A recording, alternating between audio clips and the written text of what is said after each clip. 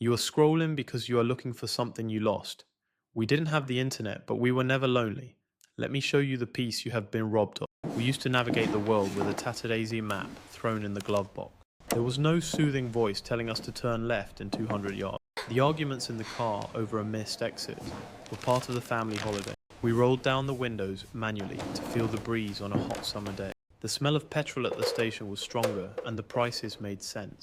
We played I Spy for hours, staring out at the green fields rolling by. The cassette tape got tangled and we fixed it carefully with a pencil. We waited for the radio to play our song so we could hit record at just the right second.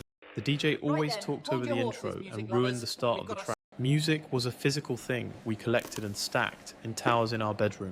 You couldn't skip the tracks you didn't like.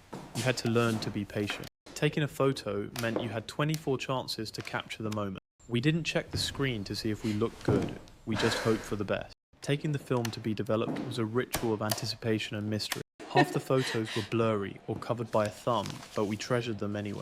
Now, we take 1,000 pictures that sit in a cloud that nobody ever looks at. Do you remember the Saturday morning rituals that got us out of bed early? We sat in our pajamas with a bowl of cereal, watching cartoons for hours. The prizes at the bottom of the cereal box were like finding pure gold. We didn't binge watch entire seasons. We had to wait a whole week for the next episode. The cliffhanger meant something because it left you wondering for 7 days.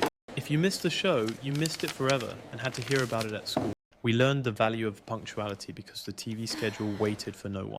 The newsagent was the hub of information before the scrolling news feeds. We bought a paper just to check the cinema times or the football league tables. The smell of newsprint on your fingers was the proof you were connected to the world. We saved our pocket money to buy a magazine just for the free poster inside. Sticky fingers from a bag of pick and mix was the taste of a Saturday afternoon. We weighed the sweets carefully, trying to get the most for our 50 pence. The high street on a Sunday was a ghost town, and that was a good thing. The shops were closed and the silence allowed us to actually breathe. Sunday wasn't for commerce, it was for roast dinners and slowing down. The smell of gravy and roasted potatoes filled the house by midday. We sat around a table without phones and actually looked at each other. The boredom of a Sunday afternoon was where our imagination was born.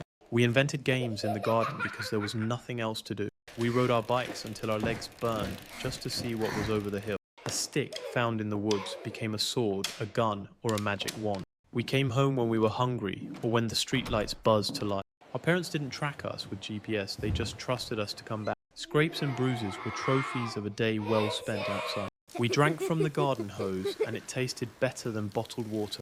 We wrote letters and postcards that took days to arrive at their destination. Handwriting was a personality trait, not just a font on a screen. Receiving a letter in the post was an event that made you feel special. We collected stamps and coins because we wanted to hold history in our hands. The library was a temple of silence where we whispered and walked softly. We used a card catalogue to find knowledge instead of a search bar. The smell of old books and dust was the scent of adventure and discovery. We had to memorize facts because we couldn't just look them up in seconds. The knowledge we earned stayed with us longer than the facts we Google today. We looked up phone numbers in a directory that was as thick as a brick. Calling a girl or a boy meant speaking to their dad first and terrifying yourself. It took courage to make a connection. It wasn't just a swipe to the right. We made mixtapes for the people we loved to say the things we couldn't speak. The effort was the gift, not the playlist generated by an algorithm. We mended things when they broke instead of throwing them in the bin. Darning a sock or gluing a toy was a lesson in valuing what we had. We polished our shoes on a Sunday night, ready for the week ahead. The smell of shoe polish is a memory of discipline and preparation. We had one TV in the house and we had to compromise on what to watch. It taught us to share and to tolerate things we didn't necessarily like.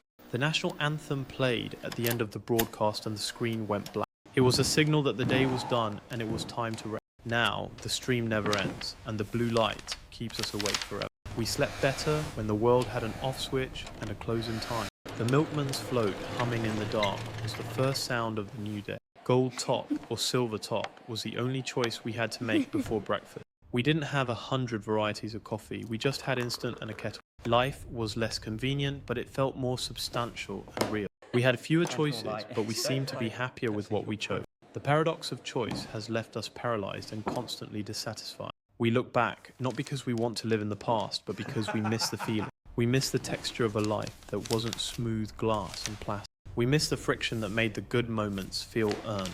The world is faster and smarter now, but it feels a little cold.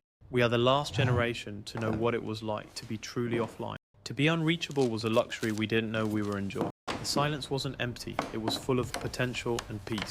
We can't go back to the way it was, but we can remember the lesson. We can put the phone down and look at the sky with our own eyes.